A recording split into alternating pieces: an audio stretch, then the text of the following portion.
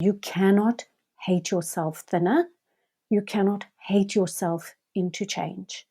And you can waste your life hating your body, and that takes energy. But you might as well learn to accept them. Both routes are difficult. The route of acceptance and the route of hate. Both are painful. But with acceptance, the end result will most likely be a happy one, while the route of hating will never be.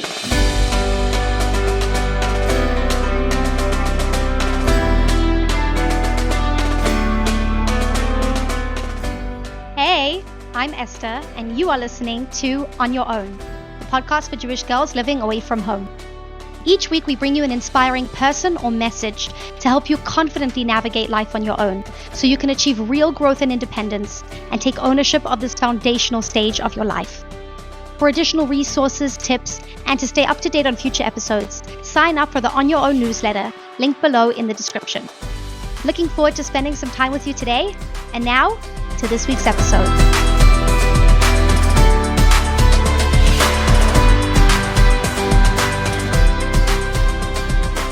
Hello everyone, and welcome back to another episode of On Your Own. My guest today is Xenia Ayiotis. Zen is a mindfulness coach and intuitive eating counselor. In today's episode, we discuss Zen's 25 plus year struggle with her eating, weight, and body image, practical advice for if you have recently gained weight, how to improve your body image, why it is so difficult for people to accept their current body, the definition of body respect, and much more. I am so thrilled that we were able to have this discussion with Zen. She is one of the first people to bring this whole new approach to what it looks like to take care of your body while also taking care of your emotional and mental well-being and seeing it all as this package deal. She's one of really the first people to bring this movement to South Africa over 10 years ago. She recently left South Africa and moved to the Netherlands, which is very exciting for her. And we really had a very practical, open, honest conversation.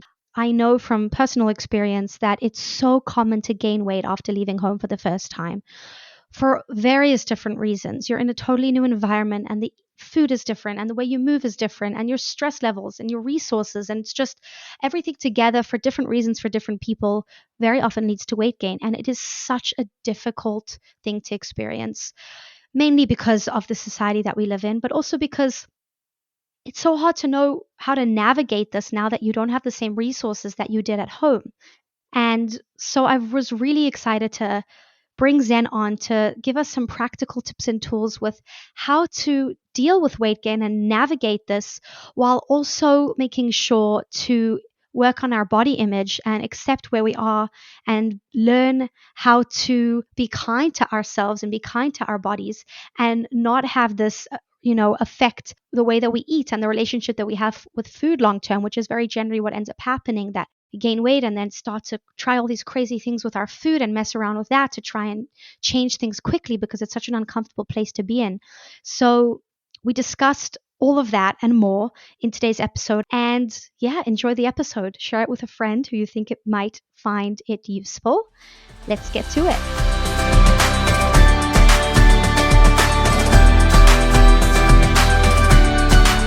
How did you end up becoming a mindfulness, body image, intuitive eating, health coach, the whole coaching sphere that you've come into, and what led you into this career? Esther, I would say that it was my own struggles with food and body image. I spent from the age of 11, I went on my first diet.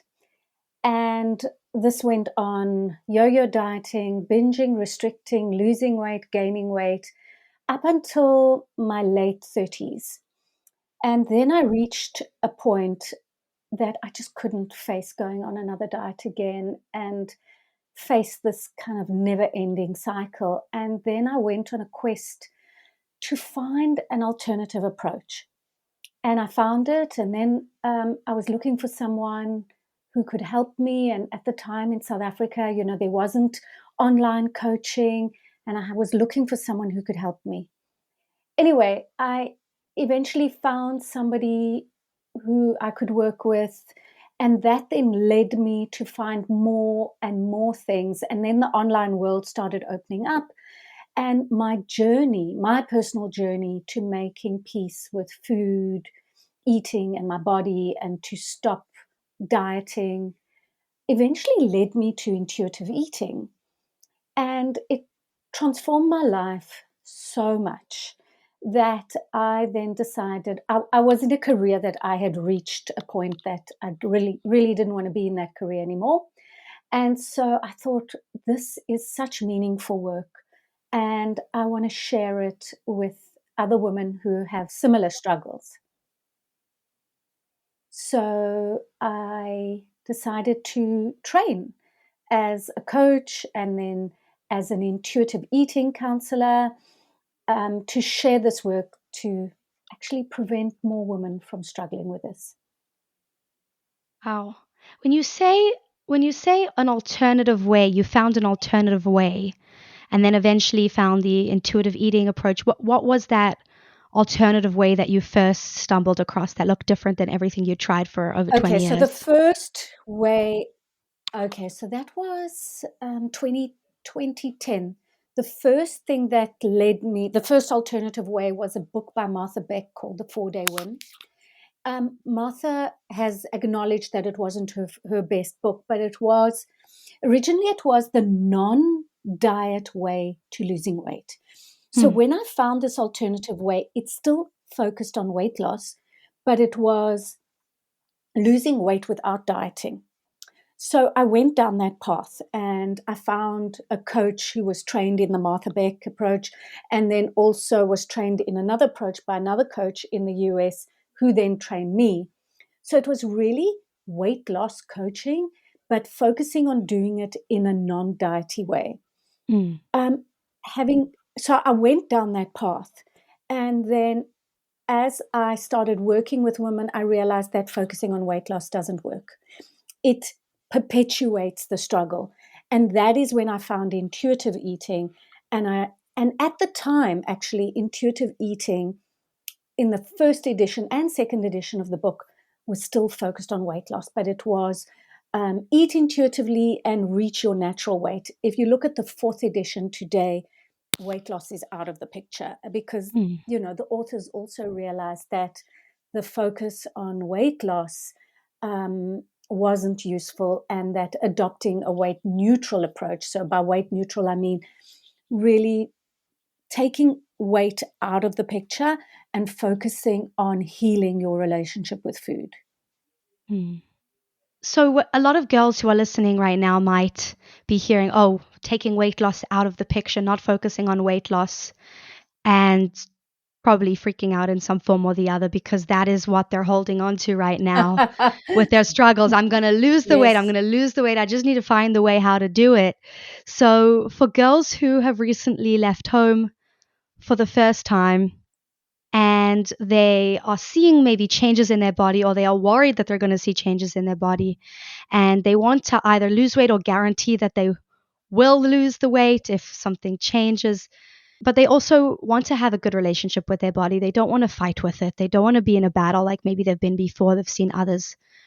What do you think is the most important thing for a girl like this to know right now? Like the first most important thing if she finds herself in this Yeah. situation? I wish I knew this in my 20s and teens. So I would say, whatever you do not go on another diet. It isn't going to work. Diets are a predictor of weight gain.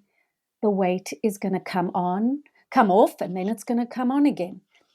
It's For every diet, there is a backlash, and the weight will come on, and your weight is just going to go up and up eventually, depending on how many diets you go on. So do not go on another diet. As Wow. tempting as it is, because diets come with promise.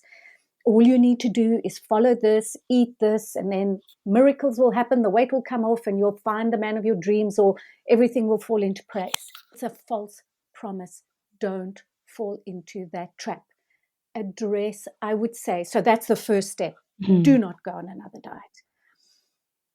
address your fear of weight gain. What does it mean to be in a larger body? What does it mean to have gained weight? What do you make it mean? And start the work of accepting your here and now body. Depending on what phase they're in, you see, so you've got women or girls who have gained weight or fear weight gain. One thing I've realized over the years is that the fear of weight gain is going to cause weight gain because we put so much pressure on ourselves. Oh, wow. Why does the fear of weight gain cause weight gain? Well, that was the case for me. It's been the case for so many of my clients. Yes, there are women who are so hypervigilant that the fear of weight gain keeps them in restriction mode. But what that restriction mode does is it keeps you obsessed and hypervigilant on what you're eating, what you're not eating, exercising to make up for it. And so the more you can address, you see, here's the thing. What happens is if you were not fighting with your body, food struggles start with body image. If you believed that your body was okay and you didn't need to change your body, you wouldn't be messing with your food. The reason we restrict food or try and cut out carbs or cut out sugar is because we are scared of gaining weight or we want to lose weight. So, with intuitive eating, the first principle is honor your hunger or reject diet mentality. Sorry, stop. But actually, I think that the first principle should be respect your body.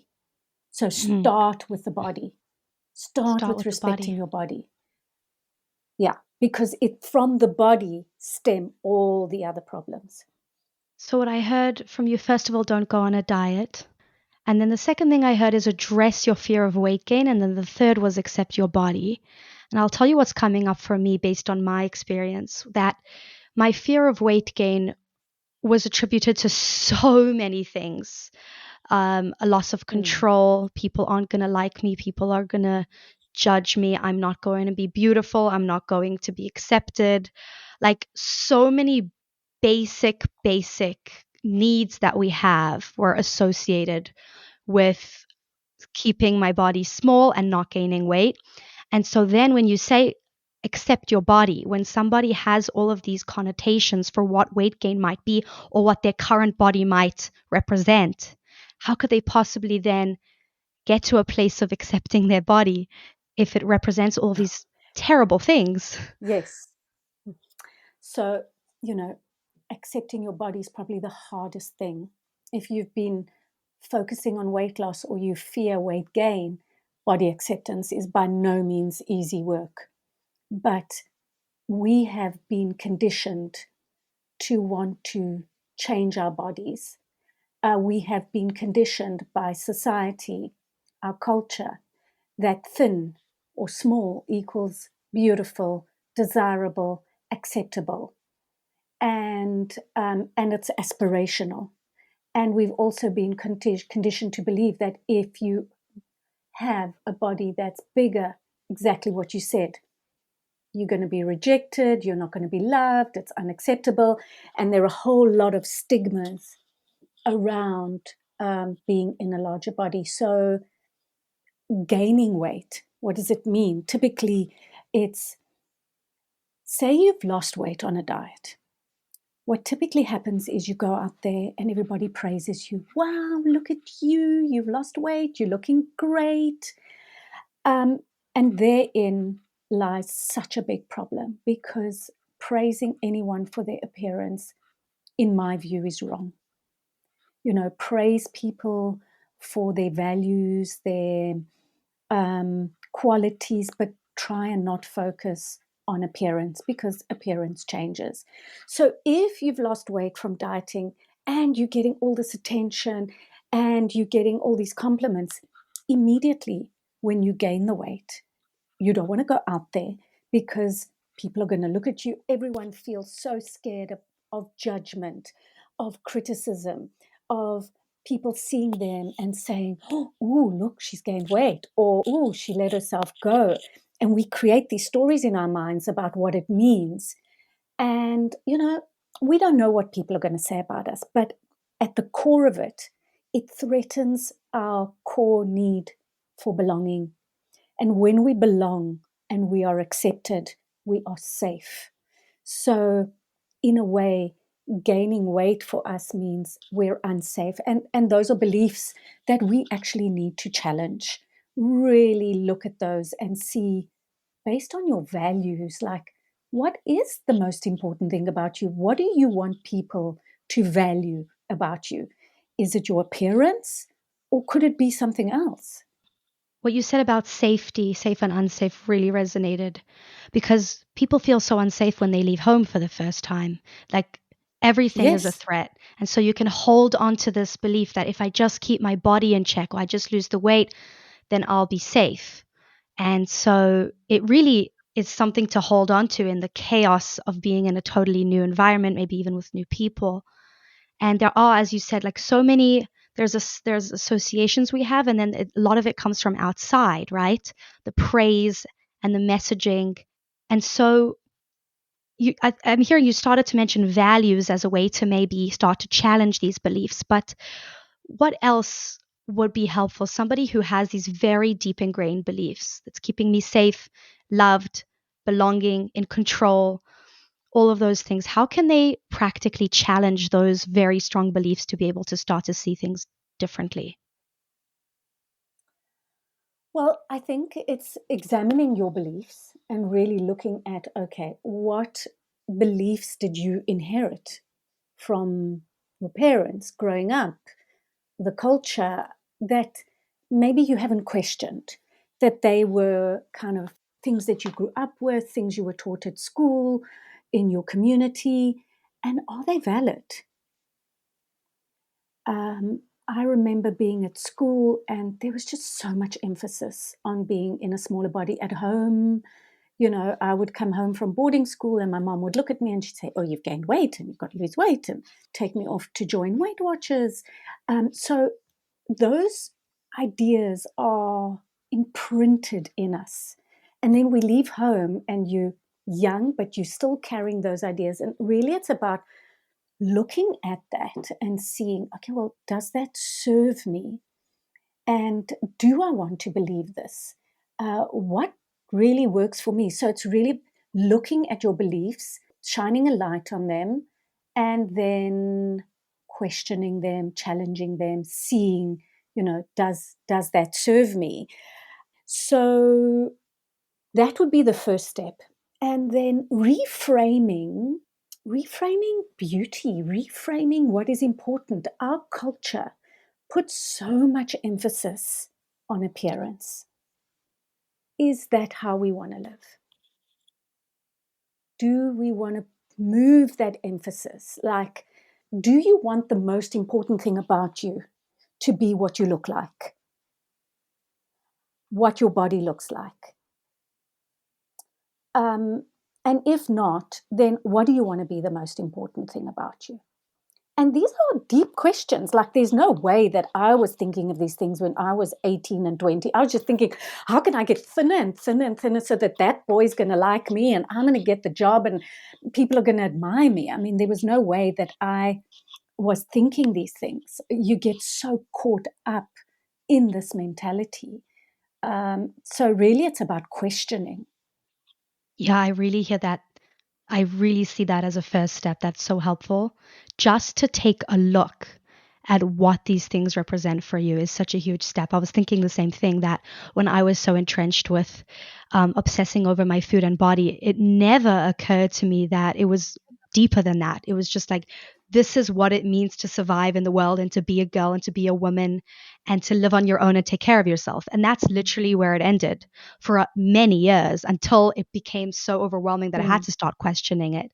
But to be able to even take that first step of like, what does this really represent? Because there are people out there in bodies bigger than yours and maybe not even as attractive who are accepting or even happy. There are people who are more attractive who are not happy. So, what does this represent for me?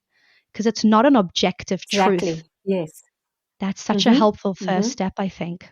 And then from there to Yeah. start to question. You mentioned beliefs that we inherit. I really like that word.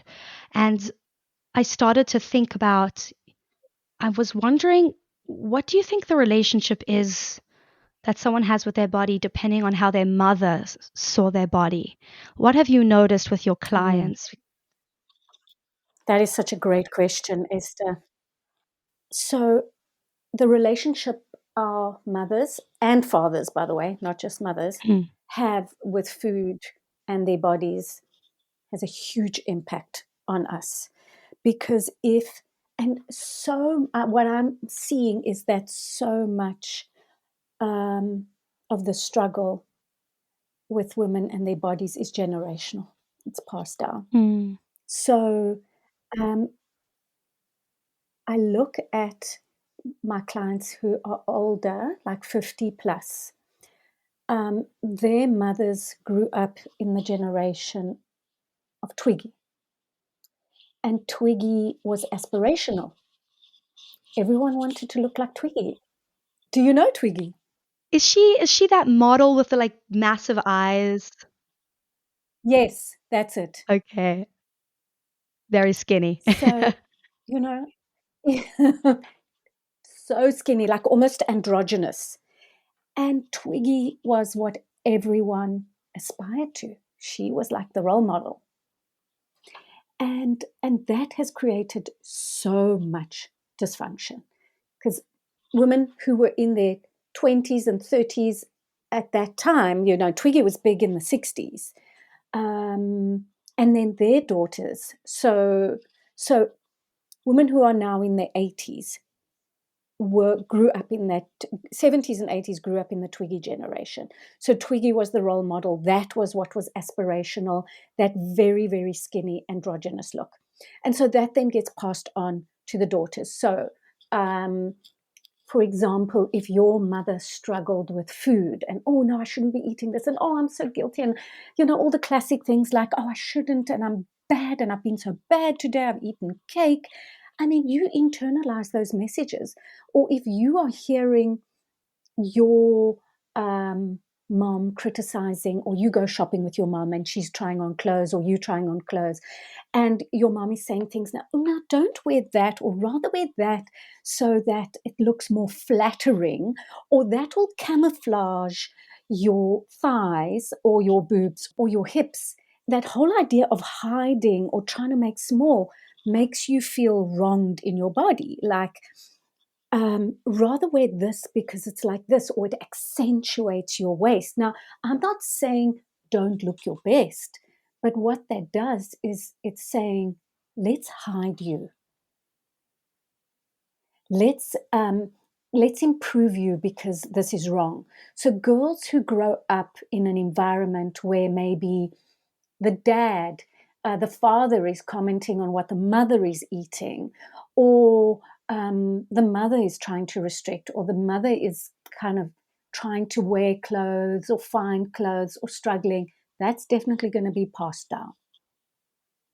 Or, worst case scenario, which is what's happened to most of us and most of my clients, is that you get into puberty. And puberty is the time when most girls are designed to fill out and have breasts and hips to prepare you for childbirth. And so it's natural that you are going to fill out. And then immediately your body is wronged. And it's like, Mhm. oh, yeah, she's gaining weight. Let's put her on her first diet. So that all has an impact, and it's going to influence how you see your body, and it's going to influence how your relationship with food. Yeah, my experience was that I never thought about my body ever until I hit puberty. I never even thought Yeah. about it, and then everything changed. It was like, Yep. 12, Yes. age 12, Mhm. and that's probably very common because I think we're just naturally, like, look like boys kind of until we're that age. We all kinda look the same, kids, like, with this without the Yes. hips and everything, and then that could be so scary, and I remember that being so scary as a young girl, and my mother, who I'm doing the best she can with what she had, her reaction was, "Okay, let's sign you up for the gym." Like, in the most loving way, that's what she knew, but, like, I've actually tried talk to myself again, like, what would I have told myself? What would I tell my daughter? And I've thought, like, not let's go to the gym, or like, this is just exactly what your body's supposed to be doing right now. It's yeah, exactly. Exactly. Yeah. This is what's supposed to be happening. Yeah, yeah, but we don't hear that. Very often we don't hear that. Either it's from our mom or we don't hear it from our friends or the people around us. We hear, okay, something's wrong. Now is the time you need to start fixing it. If you don't fix it now, it's going to become a Yes, problem later. It's exactly. going to pile up.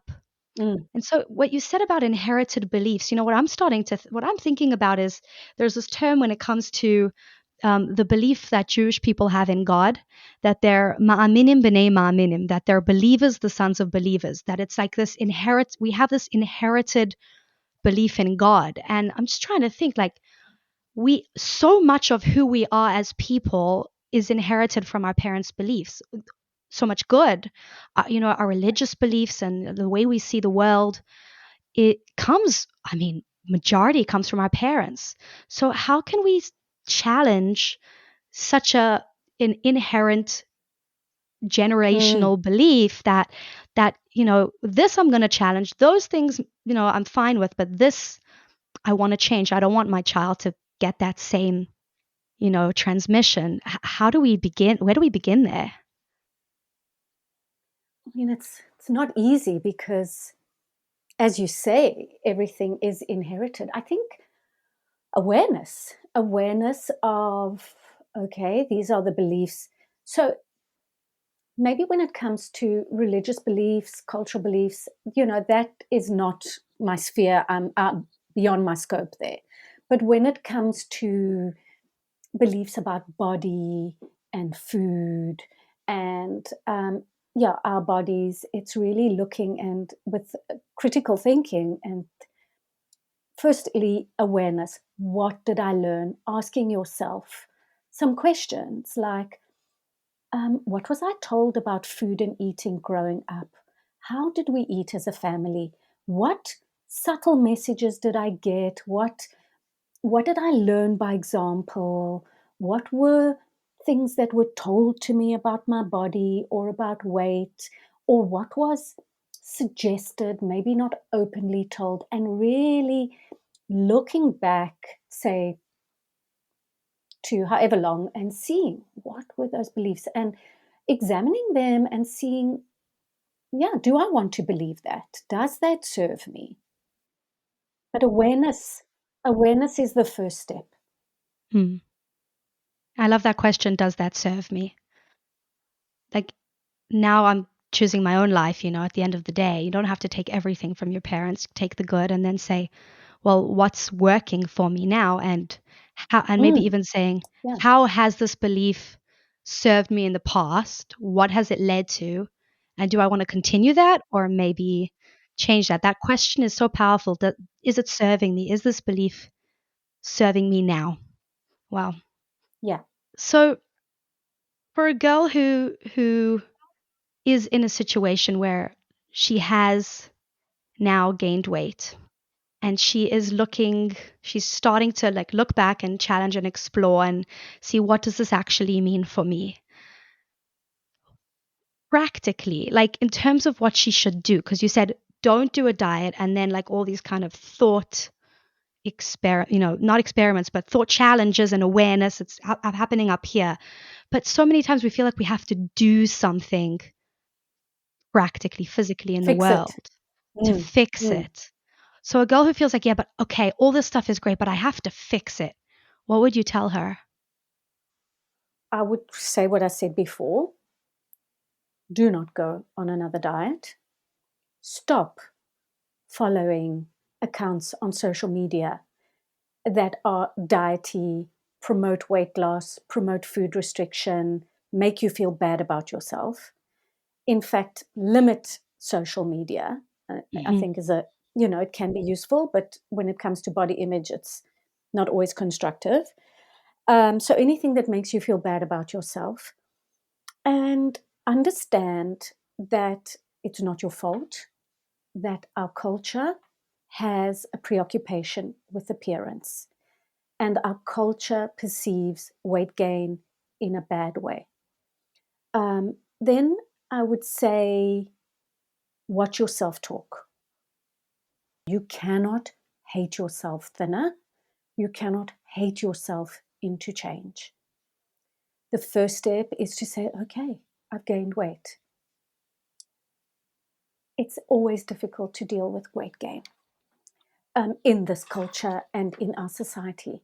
But having a hard look at, okay, what has led to this? Have I been overeating? Have I been binge eating? What is triggering that? How can I, and I hate to use the word normal, but normalize my relationship with food or make it more natural, where you learn to eat when you're hungry, learn to eat what you want, learn to stop when you're full. Look at your triggers for binge eating and overeating, because I would be looking at what is triggering you to overeat. You've got to get to the why. What is going on for you? And while you're doing that, take weight loss out of the equation. So look at it so that you can heal your relationship with food. Work on learning to eat when you're hungry, stopping when you're full, eating what you want, not having restricted foods, because that leads to overeating and binge eating and deprivation. And then, very importantly, embodiment. So, what I mean by embodiment is really being in your body. One way to overcome negative body image is to get into your body. And I'm not saying grueling workouts in the gym, exhausting yourself, but really finding a way to move your body that is enjoyable. Only when movement is enjoyable will it be sustainable. So, is it walks? Is it dancing? Is it stretching, yoga? It's got to, don't think about burning calories. Think about movement for the joy of movement, because movement is a gift we give to our bodies. So, really, and then watching yourself talk, beating yourself up, judging yourself is just going to keep you stuck. Whereas if you can understand why you got to where you got to and see, okay, I have been eating more because of this. So if you bring curiosity into it and versus judgment, curiosity means you open up and you can go, oh, I've been binge eating. Why have I been binge eating? Well, because I've told myself that I'm not allowed to eat sugar and carbs. And then I feel deprived. And by 9 o'clock at night, when I'm feeling lonely and in my room, I binge on whatever. It could be you need to address emotional issues. You might be feeling lonely. You might be feeling insecure, or you might be overwhelmed at everything that you need to be dealing with, being away from home or whatever's going on in your life. So those are the things I would be looking at. So you said something interesting at the beginning. You said it's not your fault. And I mean, the way we've been taught about gaining weight, losing weight is it's your fault. Like if you lose weight, it's your credit. If you gain weight, it's your fault. So what do you mean by that it's not your fault? So what I mean by that is that if you look at the research on dieting or intentional weight loss, you will see that about 95% of people who go on diets to lose weight gain the weight back plus more. And the research shows that weight loss attempts basically result in weight gain. So there isn't a way to lose weight permanently without being hypervigilant and focusing on maintaining it. So what that means is for every weight loss or restrictive way of eating, there is a backlash. The pendulum swings the other way to weight gain. And that is not because we lack willpower or control or that we can't stick to anything. It is because that is how diets work. They are unsustainable. But the whole system is geared in such a way that we blame ourselves and say it's our fault.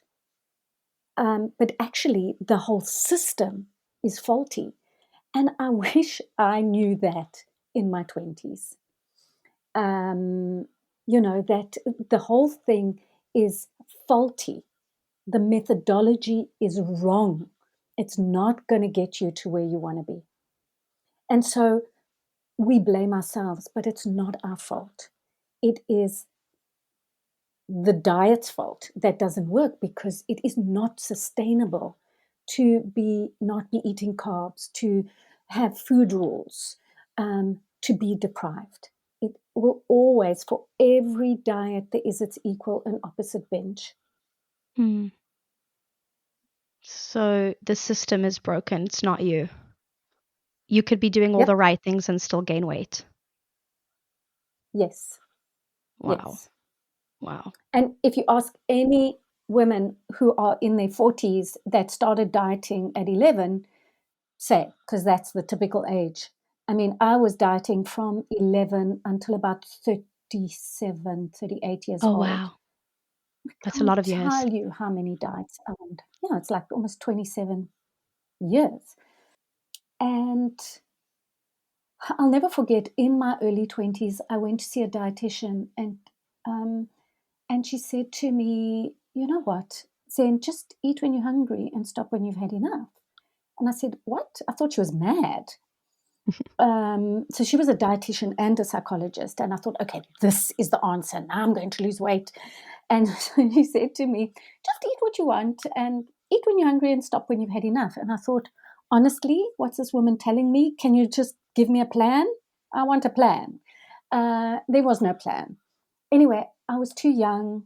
I wasn't ready to hear that message. I only heard that message in my late 30s. So there's also an element of being ready to hear the message. Like, I love it when I have young girls coming to me in their 20s who are ready to learn about this approach, because it means they're going to save themselves from a lot of suffering. But if you're not ready, you're not ready. You can't force Yeah. it. Yeah. You can hear this message of diets don't work, and you can say, well, I'm going to be the exception. There are 5% of people Mm-hmm. who are successful. That was me. I've had heard it so, oh, diets don't work. I was like, yeah, well, I'm going to be the exception. I'm exceptional, right? And for many years, I was the exception until I Mm-hmm. wasn't. So you could take it that way, or you could take it, okay, well, so if the system is broken, maybe we should look at something else. You have to be ready to go in one direction or the other. I definitely hear that. There was an Australian book. Um, the title was "If Not Diets, Then What?" Good question. And that's really the question. If not diets, then what? Yeah. It's all we've known. Yeah, it's what our mothers knew and their mothers. So it's a big journey to embark on then, because it's really going into the unknown and into a new space. No, it's scary because you're leaving the safety of the harbor and you're leaving the structure of a plan which tells you what to do. There is a safety in dieting because there's a structure, there's a plan, you need to follow it. The problem is that that plan always breaks down. But that structure is just so tempting. People just say, just tell me what to eat and I'll do it. People, women are not, who have dieted for a long time, are not used to having choice and freedom around this. It's so terrifying that they believe they're never going to stop eating, they're never going to stop eating carbs. But the opposite is true. When you give yourself permission to eat those foods, they lose their hold on you. I think also when it comes to the body piece of this, of maybe being in a place where your body has changed, you're away from home and you've gained weight for whatever reason, maybe not even from dieting, but just from the new environment you're in and everything is different and you're up at night with Yes. friends. And then to say, well, you know what? For so many people, the comfort to the weight gain is, yeah, but I'm going to lose it. Yeah, but I'm going to lose it. It's like a comfort of not having to accept where you are right now, because I'm going to Yes. change it. I'm going to fix it. And then to say, to hear, oh, but actually the way you thought you're going to fix it and change it doesn't work. It's a broken system. That's also so scary. It's like, wait, so now what am I Mm-hmm. supposed to Mm-hmm. do? Yeah. Yeah, because you're taking that hope away. Yeah. Um, You're taking that hope. What are you supposed to do? It's hard. It's hard to accept, but acceptance does not mean resignation. We've all been hating our bodies for so long. And what has that led to? I just heard that from women, religious women. I heard this from a psychologist yesterday, have the highest eating disorder rate in the world from any community. Really? I asked him if he can go find me the statistic for that. He said he's going to look into it. He said in the psychology community, it's a known thing. Highest rate. So that's what it's led to. I mean, Yeah. not good things. Yeah. Yes.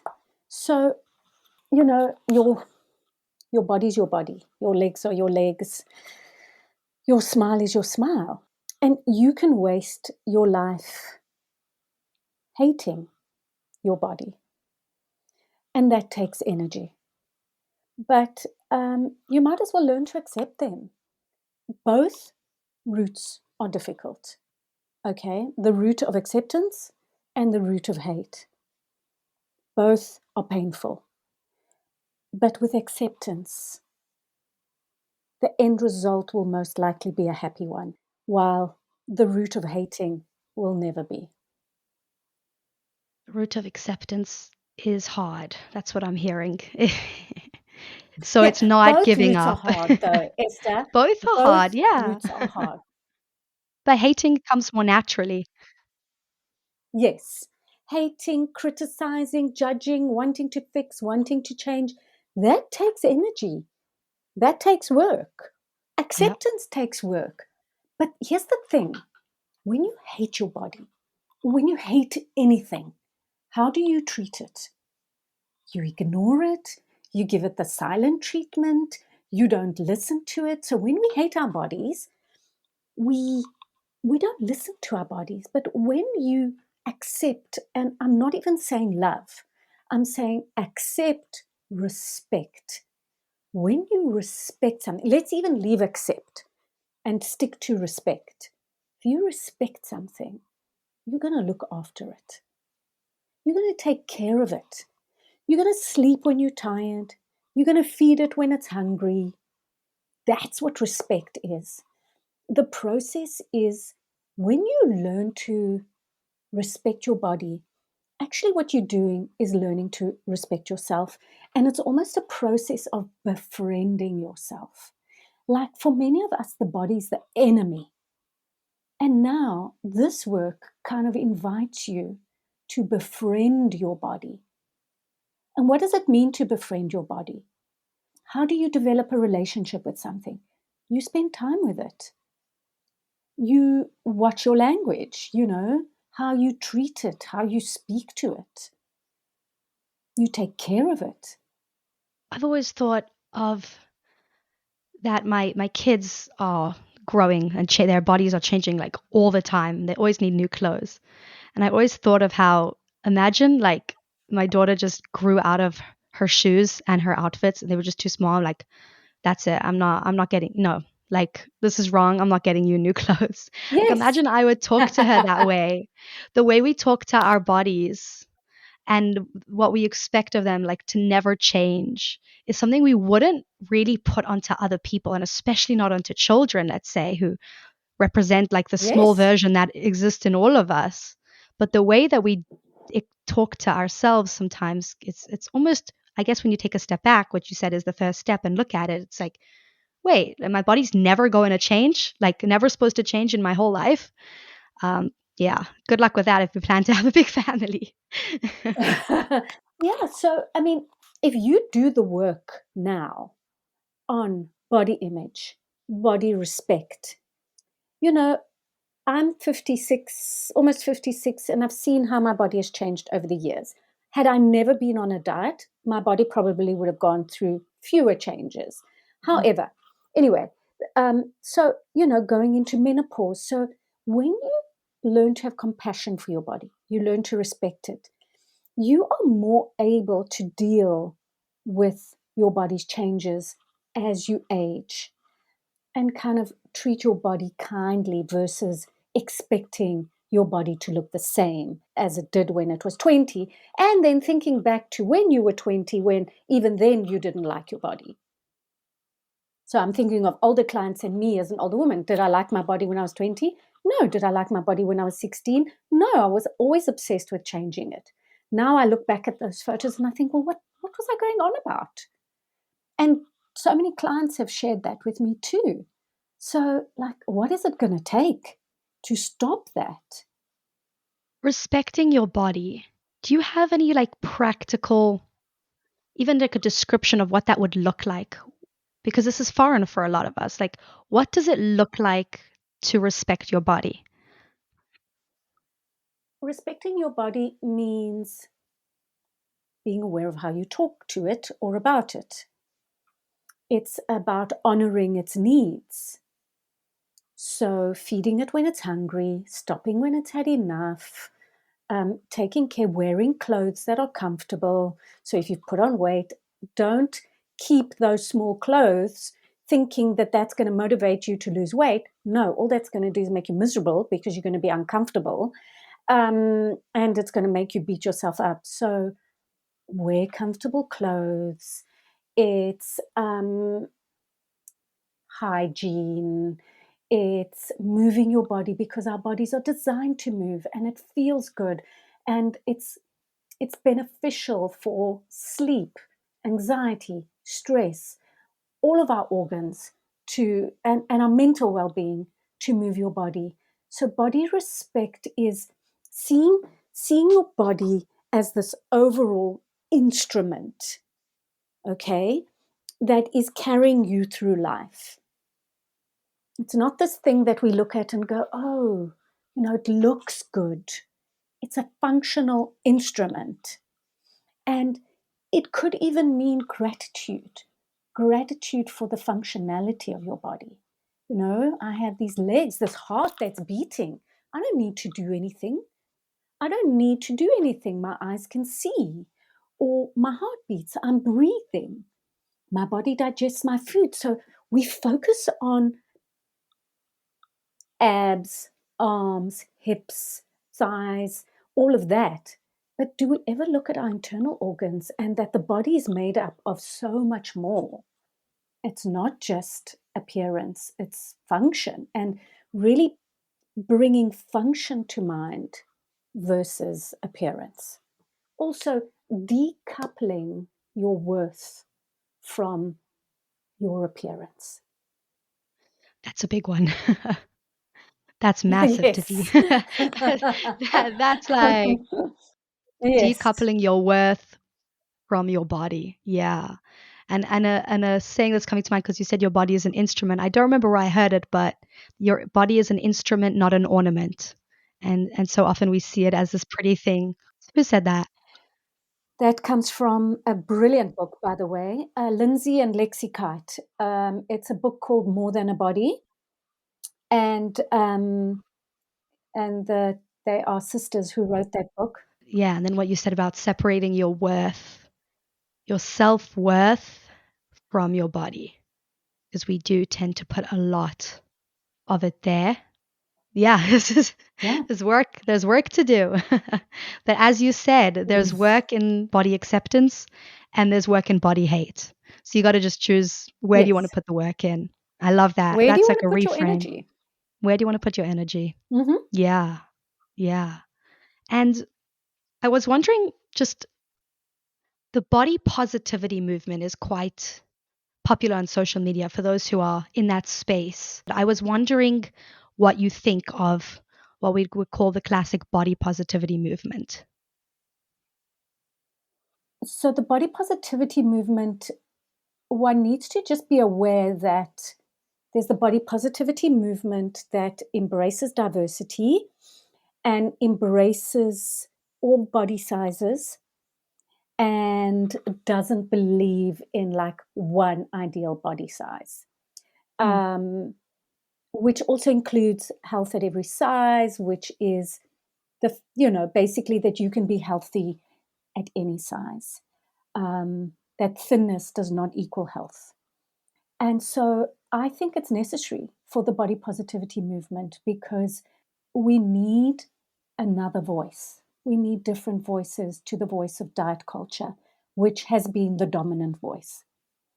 And we need an antidote. And so having body positive coaches and people, advocates out there, give us an alternative to look at. So I'm thinking of Katie Storino.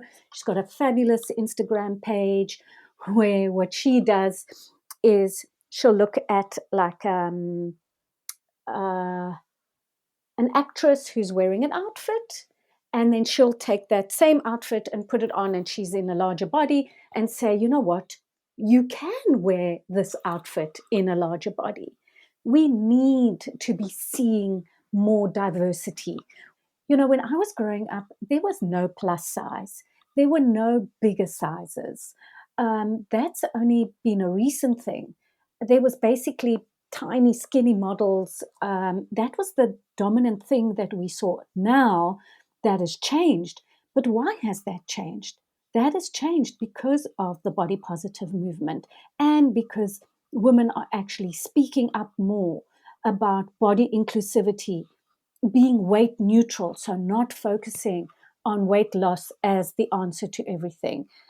Embracing that bodies come in different shapes and sizes, and there isn't just one size that we must all be and aspire to.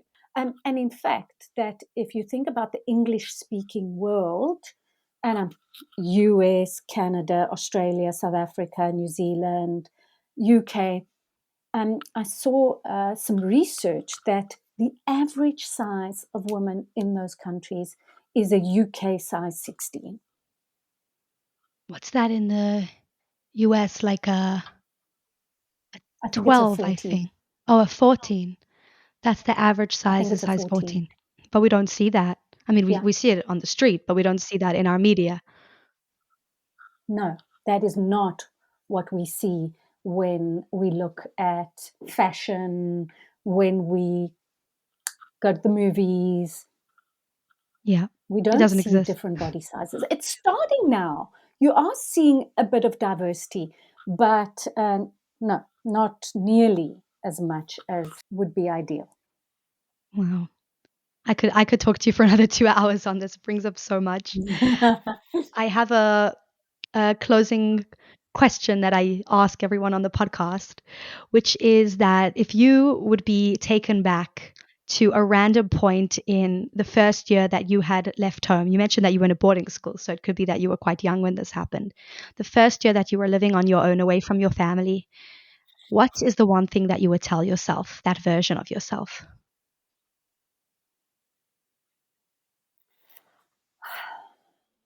I think I would tell myself that it's okay that my body doesn't look like other girls.